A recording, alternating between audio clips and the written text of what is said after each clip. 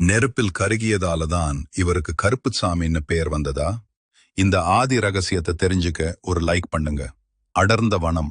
அன்னை பார்வதி தன் குழந்தைய ஒரு முனிவர் கிட்ட கொடுத்துட்டு போறாங்க.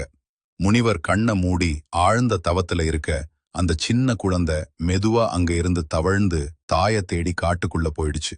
பல மணி நேரம் கழிச்சு முழிச்சு பார்த்த முனிவருக்கு அதிர்ச்சியில உயிரே போயிடுச்சு.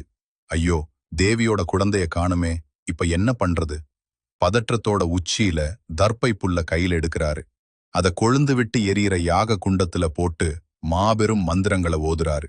அன்ன வரதுக்குள்ள தொலைஞ்ச அதே குழந்தைய தன் மொத்த மாந்திரீக சக்தியையும் பயன்படுத்தி அந்த நெருப்பில இருந்து தத்ரூபமா உருவாக்கிடணும்னு நினைக்கிறார். ஆனா யாக நெருப்ப கிழிச்சுக்கிட்டு பாதி கருகிய உடம்போட நெருப்ப கக்கும் கண்களோட ஒரு பிரம்மாண்டமான இருண்ட மகாசக்தி வெடிச்சு வருது. இத பார்த்து முனிவர் நடுங்கி போய் நிக்க, அப்போ அங்கே ஒரு பேரொளியோட அன்னை பார்வதி காணாம போன அந்த நிஜ குழந்தையோட வராங்க. முனிவரே, நெருப்புல உதித்த இந்த உக்கிர சக்தி தான் இனி தர்மத்தை காக்கிற கருப்பசாமின்னு வரம் தராங்க. நீங்க உண்மையான கருப்பசாமி பக்தனா? கீழே ஓம் கருப்பசாமி கமெண்ட் பண்ணுங்க. மறக்காம சப்ஸ்கிரைப் பண்ணுங்க.